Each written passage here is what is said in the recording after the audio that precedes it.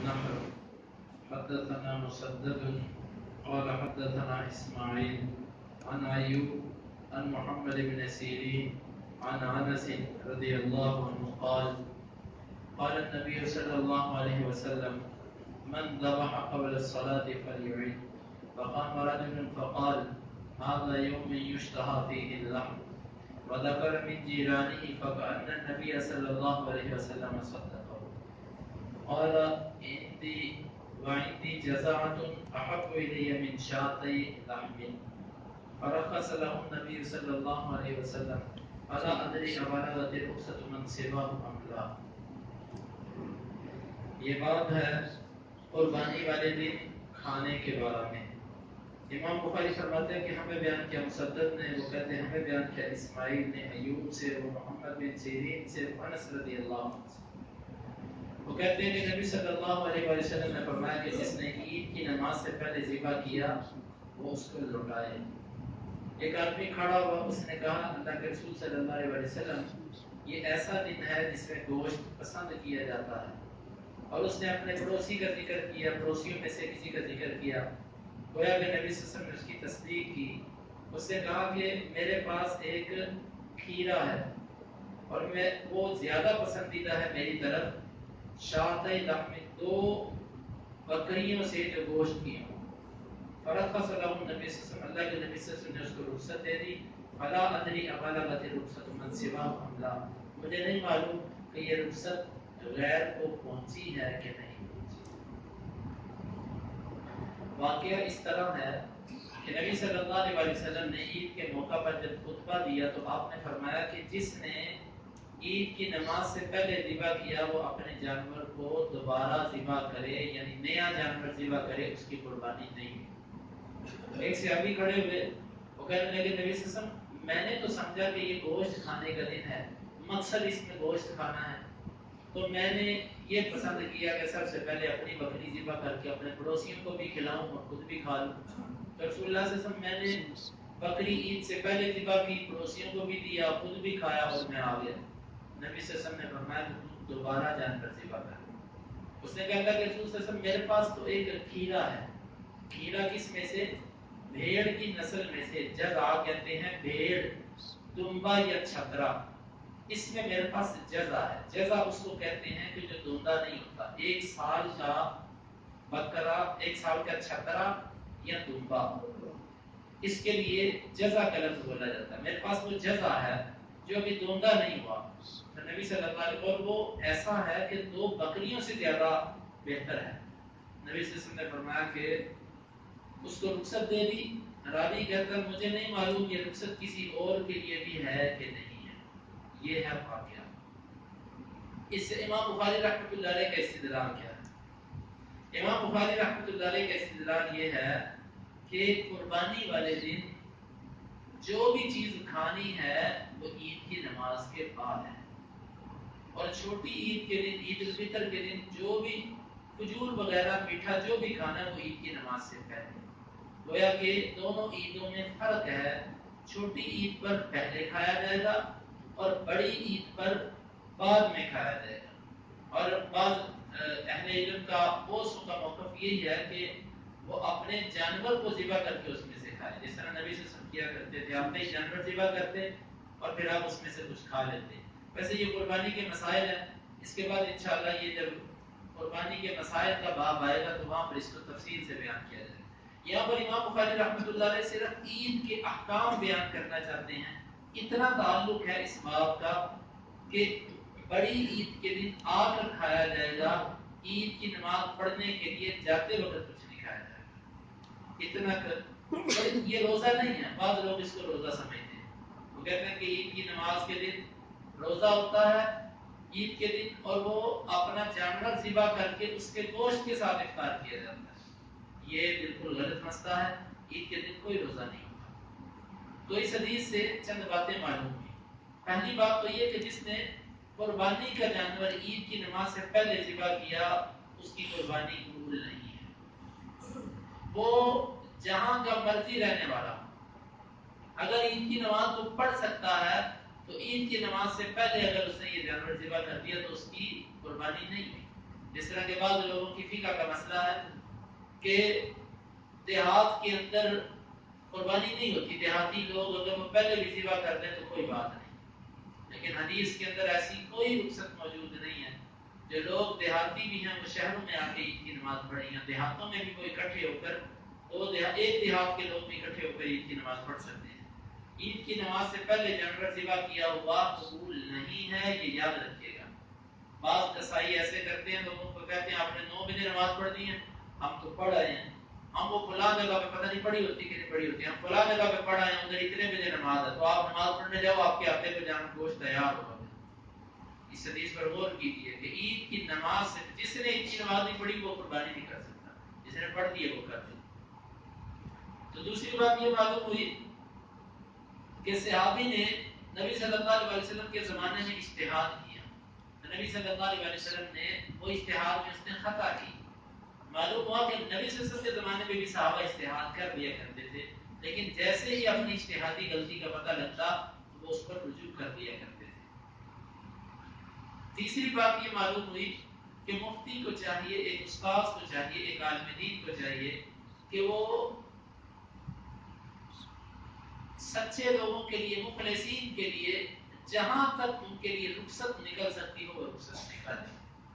اب قربانی کے اندر اصول یہ ہے کہ دوندہ جانور ذبح کیا جائے، لا تذبحوا الا مسنا، دوندہ ذبح کیا جائے۔ اب یہ بندہ اس نے اخلاص کے ساتھ جانور اس لیے ذبح کر دیا، اس نے سمجھا کہ شاید اس دن گوشت ہی کیا جاتا ہے۔ تو نبی صلی اللہ علیہ وسلم کے بعد جب اس کا مسئلہ آیا تو آپ نے فرمایا تیری قربانی نہیں ہوئی، اس نے کہا اللہ کے رسول قربانی کرنے کے لیے اب میرے پاس سوائے کھیرے کے اور کچھ نہیں، اور کھیرا کس میں سے، یا بھیڑ میں سے یا چھترے میں سے۔ بکرے کا کھیرا نہیں لگتا، بکرے کا کھیرا نہیں لگتا، وہ پکا ہو کے کچا ہو، اس کا نہیں لگتا۔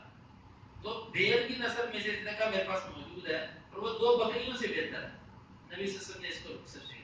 جہاں تک رخصت نکلتی ہے رخصت دینی چاہیے۔ اس سے معلوم ہوا کہ ایک ہی مسئلے کے اندر اگر 2 لوگ سوال لے کر آئے، ایک ہی مسئلہ 2 لوگ سوال لے کر آ گئے، تو مفتی اگر کسی صورت میں جواب نکلتا ہو اپنی طرف سے تو کوئی رخصت دینے کا حقدار ہی نہیں، لیکن اگر جواب نکلتا ہو تو کسی کے لیے رخصت دی جا سکتی ہے، کسی کو نہیں دی جا سکتی۔ اس طرح کہ یہاں پر باقیوں کو نبی صلی اللہ علیہ وسلم نے رخصت نہیں دی، اس کو رخصت دے دی۔ فلا ادری ابلغت رخصت من سوا ام لا، راوی کہتا مجھے نہیں پتا یہ رخصت کسی اور کے لیے بھی ہے کہ نہیں ہے۔ تو یہ مسئلہ قربانی کے مسائل سے تعلق رکھتا ہے۔ انشاءاللہ یہ تفصیل کے ساتھ یہ قربانی کے باب میں ہی آئے گا کہ آیا وہ کھیرے کی قربانی باقی ہے کہ نہیں ہے، یہ انشاءاللہ مسئلہ اپنی جگہ پر آئے گا۔ امام بخاری رحمۃ اللہ علیہ فرماتے ہیں کہ ہمیں بیان کیا عثمان نے، وہ کہتے ہیں ہمیں بیان کیا جریر نے، وہ منصور سے، وہ شعبی سے، وہ برا بن عاطف رضی اللہ عنہ سے، وہ کہتے ہیں کہ خطبنا النبی صلی اللہ علیہ وسلم یوم الاضحیٰ، نبی صلی اللہ علیہ وسلم نے عید الاضحیٰ کے دن خطبہ دیا، بعد الصلاۃ، نماز کے بعد۔ فقال، بس آپ نے فرمایا من صلی صلاتنا، جس نے ہماری نماز پڑھی، ونسک نسکنا، اور اس نے ہمارا جانور ذبح کیا، ہمارے بارے قربانی کی، فقد اصاب النسک، نسک وہ یقیناً قربانی کو پہنچا۔ ومن نسک قبل الصلاۃ، اور جس نے نماز سے پہلے قربانی کی، فإنه قبل الصلاۃ، بے شک اس کی تو نماز سے پہلے ہی ہے، ولا نسک له، اس کی کوئی قربانی نہیں ہے۔ فقال ابو بردہ، بردہ بن نیار خال البراء، ابو بردہ بن نیار رضی اللہ عنہ جو برا بن عازب کے ماموں تھے، وہ کھڑے ہوئے، یا رسول اللہ صلی اللہ علیہ وسلم، اللہ کے رسول صلی اللہ علیہ وسلم، فإني نسکت شاتی قبل الصلاۃ، میں نے اپنی قربانی نماز سے پہلے کر دی ہے۔ وعرفت ان اليوم يوم اكل وشرب، اور میں نے تو یہ سمجھا کہ آج کا دن کھانے پینے کا دن ہے۔ واحببت ان تكون شاتی اول شاۃ تذبح في بيتي، اور میں نے یہ پسند کیا کہ میری ہی بکری سب سے پہلے ذبح ہو میرے گھر میں۔ فذبحت شاتی، بس میں نے اپنی بکری ذبح کی، وتغديت قبل ان آتی الصلاۃ، اور میں نے ناشتہ کر لیا اس سے پہلے کہ میں نماز کی طرف آؤں۔ قال شاتك شاة لحم، اب نے فرمایا تیری بکری گوشت کی بکری ہے۔ فقال یا رسول اللہ صلی اللہ علیہ وسلم ان عندنا عناقا لنا جزاء، بے شک ہمارے لیے ایک لیتا کہہ دے اس کو، اردو کا بھی مناسب لفظ میرے ذہن میں نہیں، عناقا لنا جزاء، ہمارے لیے ایک یعنی کہ کھیرا جانور ہے، یہ احب الیہ من شاتین، اور میری طرف تو بکریوں سے زیادہ محبوب ہے. آپ تجزی عنی کیا وہ میرے سے کافی ہو جائے گا؟ قال نعم ہاں ولن تجزی عن احد بعد لیکن تیرے بعد یہ کسی کو کافی نہیں ہوگا. یہ رخصت خاص ابو بردہ بن نیار رضی اللہ عنہ کے لیے تھی. ویسے ہیرے کا لگنا یا نہ لگنا اختصار کے ساتھ مسئلہ ذہن میں رکھیے کہ جس صورت میں مارکیٹ میں کوئی دوندہ جانور نہ ملتا ہو الا ان يعثر عليكم لا تذبحوا الا مسنة الا ان يعثر عليكم فتذبحوا جزاء من الدان. جس وقت مارکیٹ میں دوندہ جانور نہ ملتا ہو، تنگی ہو مارکیٹ کے اندر، تنگی کی دو صورتیں، یا تو مارکیٹ میں دوندہ جانور ہی دستیاب نہیں ہے یا دستیاب ہے لیکن بہت مہنگا ہے، اس صورت میں کھیرا جانور کیا جا سکتا ہے. بکرے کی نسل سے نہیں، یا چھترا یا دمبا، چھترا یا دمبا اس کا کھیرا جانور. اور کھیرے کے لیے بھی علماء کی راجح قول کے مطابق یہی ہے کہ وہ کم از کم 1 سال کا ہونا چاہیے. 1 سال کا ہو کھیرا تو وہ اس کے لیے جگہ کا لفظ بولا جاتا ہے. تو یہ وہی حدیث ہے جس کی پیچھے وضاحت گزر چکی ہے. باب الخروج الى المصلى بغیر منبر، یہ باب ہے عیدگاہ کی طرف نکلنا بغیر منبر کے. امام بخاری فرماتے ہیں ہمیں بیان کیا سعید بن ابی مریم نے، وہ کہتے ہیں ہمیں بیان کیا محمد بن جعفر نے، وہ کہتے ہیں کہ مجھے خبر دی زید بن اسلم نے ایاز بن عبداللہ بن ابی سرح سے، وہ ابو سعید خدری سے، وہ کہتے ہیں کہ نبی صلی اللہ علیہ وسلم کان نبی صلی اللہ علیہ وسلم یخرج یوم الفطر والاضحى الى المصلى، نبی صلی اللہ علیہ وسلم عید الفطر اور اضحیٰ کے دن عیدگاہ کی طرف نکلا کرتے تھے. فاول شیء یبدأ به الصلاۃ، سب سے پہلے جو آپ کام کرتے وہ نماز ہوتی تھی. ثم ينصرف، پھر آپ نماز سے پھرتے، فيقوم مقابل الناس، آپ لوگوں کے سامنے کھڑے ہو جاتے، والناس جلوس على صفوفهم، لوگ اپنی صفوں میں بیٹھے ہوتے تھے. فيعظهم، آپ ان کو باز کرتے، ويوصيهم، اور آپ ان کو وصیت کرتے، ويأمرهم، اور ان کو حکم دیتے. فإن كان يريد أن يقطع بعثا قطعه، اگر آپ کسی قافلے کو جہاد کے لیے بھیجنا چاہتے تو آپ اس کو بھیج دیتے. او یأمر بشیء امر به، یا کسی چیز کا حکم دینا ہوتا اس کو حکم دے دیتے. ثم ينصرف، پھر آپ لوٹ کر آتے. فقال ابو سعید رضی اللہ عنہ کہتے ہیں فلم یزل الناس على ذلك، لوگ ہمیشہ اسی طریقے پر رہے. حتی خرجت مع مروان، حتی کہ میں جب مروان کے ساتھ نکلا، وہ امیر المدینہ فی اضحیٰ او فطر، عید الاضحیٰ یا فطر کے دن وہ مدینے کا امیر تھا. فلما اتينا المصلى، جب ہم عیدگاہ کی طرف آئے، اذا منبر بناه كثير بن صلت، اچانک ایک منبر تھا جس کو کثیر بن صلت نے بنایا ہوا تھا.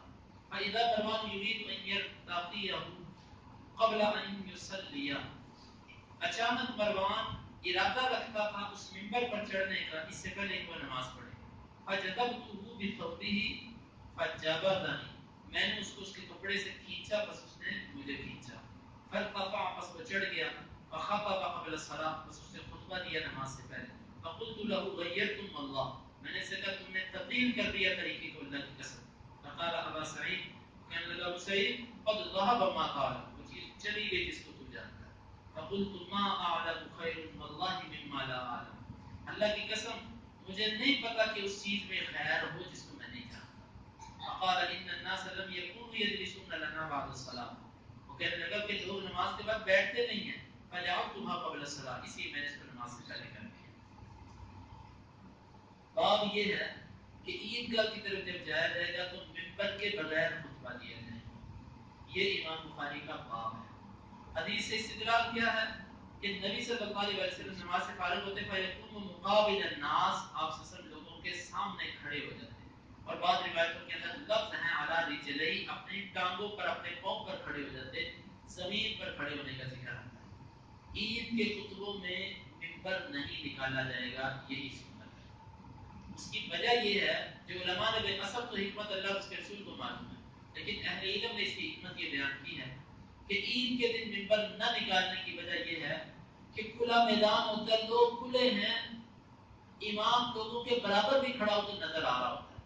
مسجد تنگ جگہ ہوتی ہے، اس میں اونچی جگہ پر امام اس لیے کھڑا ہوتا ہے کہ دور سے پیچھے والا آدمی بھی دیکھ سکے، جبکہ کھلے میدان میں سب بیٹھے ہوں اور ایک بندہ کھڑا ہو تو سب کو نظر آتا ہے. تو اس لیے عید کے موقعوں پر منبر علماء کہتے ہیں کہ اس کی علت یہ ہے، لیکن حقیقت اللہ رب العزت کو معلوم ہے. تو ایک واقعہ اس طرح ہے کہ ابو سعید کہتے ہیں کہ نبی صلی اللہ علیہ وسلم جب نکلتے تو سب سے پہلے آپ نماز پڑھتے عید کی، اس کے بعد آپ خطبہ دیا کرتے. یہ سنت طریقہ تھا، یہی مسنون عمل ہے. اور پھر نبی صلی اللہ علیہ وسلم نماز سے جب فارغ ہوتے تو لوگوں کے سامنے آ کر خطبہ دیتے. پھر اس کے بعد تیسرا کام یہ کرتے کہ عید والے دن آپ جہاد کے لیے لشکر روانہ کیا کرتے تھے، قافلے نکالا کرتے تھے جہاد کے، کہ جب تم جہاد کے لیے. نبی صلی اللہ علیہ وسلم سے جہاد ہی کے قافلے اور جماعتیں نکالنا ثابت ہے، کیونکہ وہی صحابہ مجاہدین بھی تھے، وہی تبلیغ بھی کرتے تھے، وہی سارا کام کرتے تھے. یہ ایسی جماعتیں تو رسول اللہ صلی اللہ علیہ وسلم سے نکالنا ثابت ہے. لیکن اس کے برعکس کوئی ایسی جماعت کے جو ادھورے دین کو لے کر نکلے، اس کا نکالنا نبی صلی اللہ علیہ وسلم سے ثابت نہیں ہے. تو لوگ بیٹھے ہوتے تو نبی صلی اللہ علیہ وسلم ان کو یہ سارا باز و نصیحت کرتے. ابو سعید کہتے ہیں کہ معاملہ اسی طرح چلتا رہا. پہلے عید کی نماز ہوتی، پھر خطبہ ہوتا اور بغیر ممبر کے خطبہ ہوتا. پھر اس کے بعد اگر جہادی قافلے روانہ کرنے ہوتے تو کیے جاتے عید کے دن. حتیٰ کہ جب مروان کا زمانہ آیا تو اس نے، وہ مدینے کا امیر تھا، اس نے کیا کیا، ممبر بنوایا. یہ ممبر اس نے اینٹوں اور گارے کا بنوایا تھا. تو کتیب بن سلط نے بنا کر دیا اس کو ممبر. تو وہ جب ممبر پر چڑھنے لگا تو میں نے اس کے کپڑے پکڑ لیے. میں نے اس سے کہا پہلے نماز پڑھ. اس نے کھینچا میرے سے اور زبردستی وہ ممبر پر چڑھ گیا. ممبر پہ چڑھ کے اس نے خطبہ دیا اور میں نے اس کو کہا اللہ کی قسم تم نے تبدیل کر دیا نبی صلی اللہ علیہ وسلم کے طریقے. تو وہ آگے سے کہنے لگا ابو سعید وہ جو چیزیں تمہیں معلوم تھی اب ختم ہو چکی. مطلب اس نے ایسے انداز سے حدیث کے بارے میں یہ بات کی. تو ابو سعید آگے سے کہنے لگے کہ جس چیز کا پھر ہمیں پتہ نہیں، اللہ کی قسم اس میں خیر نہیں ہو سکتا. یعنی ہم نے جو نبی سے سیکھا اس کا تو ہمیں پتہ ہے، جو نبی سے نہیں سیکھا اس کا ہمیں نہیں پتہ، اور جس کا ہمیں نہیں پتہ اس میں خیر نہیں. تیرا اس کام کا ہمیں نہیں پتہ تو جو تم نے کیا اس میں کوئی خیر نہیں. معلوم ہوا کہ جو بھی خطبہ عید کی نماز سے پہلے لوگ دیتے ہیں اس میں کوئی خیر نہیں. وہ ایک بدعت ہے، وہ ایک ایسا عمل ہے کہ جو لوگوں نے کیا. مروان نے سب سے پہلے کیا، صحابہ نے اس کے اوپر رد کیا. اور ایک دوسری روایت کے اندر آتا ہے ایک اور شخص نے بھی اس سے کھڑے ہو کر بحث کی تو ابو سعید خدری رضی اللہ عنہ کہنے کہ اس نے حق ادا کر دیا. غالباً وہ عبداللہ بن مسعود رضی اللہ عنہ غالباً ان کے بارے میں آتا ہے، یا ابو مسعود کے بارے میں غالباً آتا ہے کہ انہوں نے یہ کیا تھا. تو صحابہ نے اس چیز پر رد کیا. تو لیکن اس نے پھر اپنا عذر بھی پیش کیا. اس نے کہا اس کی وجہ یہ ہے کہ لوگ عید کی نماز کے بعد بیٹھتے نہیں ہیں. لوگ عید کی نماز کے بعد بیٹھتے نہیں ہیں. میں نے ان کو بٹھانے کے لیے یہ خطبہ پہلے کیا. تو اس سے معلوم ہوا کہ نیت کسی کی جتنی مرضی اچھی ہو، خلاف سنت جو کام کر دیا جائے اس کے اندر برکت نہیں رہتی. اب عید کی نماز کا خطبہ فرض نہیں ہے، یہ بات ذہن نشین کر لیجئے کہ اصل میں عید کی نماز ہوتی ہے. عید کی نماز کا خطبہ فرض نہیں ہے. تو جب عید کی نماز کا خطبہ فرض نہیں تو عید کی نماز کے خطبے کے بعد دعا فرض کیسے؟ جو لوگ اس چیز پر بڑا زور دیتے ہیں کہ عید کی نماز کے بعد دعا کا بڑا خاص تاکید آئی ہے، وَيَشْهَدْنَ دَعْوَةَ الْمُسْلِمِينَ، اس کا معنی وہ کرتے ہیں کہ جو سلف صالحین کو بھی نہیں پتا. تو اس سے معلوم ہوا کہ جب خطبہ ضروری نہیں عید کی نماز کے بعد کا تو دعا ضروری کیسے ہوگی؟ بہرحال مروان نے اسی کام کے لیے خطبے کو پہلے کیا تھا کہ نماز تو فرض ہے، اس کو تو سارے ہی پڑھ کے جائیں گے، تو خطبہ لوگ چھوڑ کے چلے جاتے. اور ایک حدیث کے اندر بھی آتا ہے نبی صلی اللہ علیہ وسلم نے فرمایا کہ ہم نے عید کی نماز پڑھائی، اب ہم خطبہ دیں گے، جو چاہتا وہ سنے، جو چاہتا وہ اٹھ کے چلا جائے. سننا چاہیے، بیٹھنا چاہیے. خیر کی مجلس ہے، خیر سے اپنے آپ کو محروم نہیں کرنا چاہیے. جلد بازی کر کے بندہ کیا کر لے گا؟ 10 منٹ پہلے گھر پہنچ جائے، 20 منٹ پہلے گھر پہنچ جائے، گھنٹہ پہلے پہنچ، پھر کیا ہو جائے؟ ہونا کچھ بھی نہیں ہے. بیٹھنا چاہیے. لیکن میں ایک مسئلے کی حیثیت سے یہ بات کر رہا ہوں کہ جہاں تک مسئلہ ہے وہ یہ ہے کہ یہ خطبہ فرض نہیں. اور خاص طور پر یہ بات کرنے کا مقصد یہ کہ جب خطبہ فرض نہیں تو اس کے بعد دعا فرض کیسے ہوگی؟ تو اس لیے سنت کے اندر خیر ہے، وہ جس مرضی سنت کو جب چھوڑ دیا جائے، جیسے مرضی جذبے سے چھوڑا جائے، اس کے اندر کوئی خیر نہیں رہتی. تو وہ کہنے لگے کہ میں نے تو اس لیے کیا کہ لوگ میرے خطبے کو سنیں. تو اس حدیث سے چند باتیں معلوم ہیں.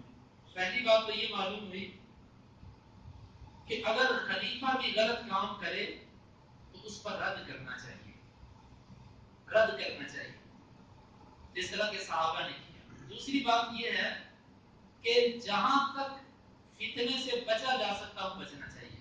ابو سعید خدری اور دیگر صحابہ نے اس پر رد ضرور کیا لیکن نماز نہیں چھوڑ کے گئے. نماز چھوڑ کر نہیں گئے. معلوم ہوا کہ اگر کوئی حاکم خلاف اولا کام بھی کر لے تو جہاں تک جواب نکلتا ہو اس کا ساتھ دینا چاہیے. اس کے خلاف خروج کرنا، اس کے خلاف جنگ و جدال کے لیے اتر آنا، یہ سلف صالحین کا طریقہ نہیں ہے. کہ خلاف سنت بھی چیزیں دیکھی ہیں لیکن اس کے ساتھ نماز پڑھی ہے، خلاف اولا کام تھا اس کا، خلاف سنت کام تھا، اس کو برداشت کیا لیکن نماز چھوڑ کے عیدگاہ سے نہیں نکلے. ایسی کمی کوتاہی اگر خلیفہ یا اس سے ہو تو باوجود ناپسندیدگی کے اس کو برداشت کیا جائے گا. اور یہ بات بھی معلوم ہوئی کہ جو بندہ نبی صلی اللہ علیہ وسلم کے طریقے سے ہٹ کر کوئی کام کرتا ہے اس میں کوئی خیر نہیں. جس طرح کہ ابو سعید خدری نے کہا کہ جس کا ہمیں نہیں پتا پھر اس میں خیر بھی نہیں، کہ ہم نے تو نبی سے جو طریقہ سیکھا ہمیں اسی کا پتا ہے، جس کا ہمیں نہیں پتا اس میں کوئی خیر نہیں.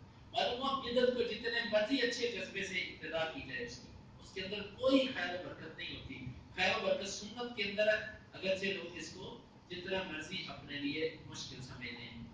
تو یہ اللہ امام بخاری کا بیان کیا ہوا مسئلہ بھی اس سے معلوم ہوا. تو ہمیں چاہیے کہ سنت پر عمل کرتے ہوئے عید کی نماز پہلے ہو اور خطبہ بعد میں ہو. اللہ تعالیٰ ہمیں سنتوں پر عمل کرنے کی توفیق عطا فرمائے. اللهم انفعنا بما علمتنا وعلمنا ما ينفعنا وزدنا علما. اللهم اقسم لنا من خشيتك ما يحول بيننا وبين معاصيك ومن طاعتك ما تبلغنا به جنتك ومن اليقين ما تهون به علينا مصائب الدنيا. متعنا اللهم بأسماعنا وأبصارنا وقوتنا أبدا ما أحييتنا واجعله الوارث منا واجعل ثارنا على من ظلمنا ولا تجعل مصيبتنا في ديننا ولا تجعل الدنيا أكبر همنا ولا مبلغ علمنا ولا تسلط علينا من لا يرحمنا. وآخر دعوانا الحمد لله.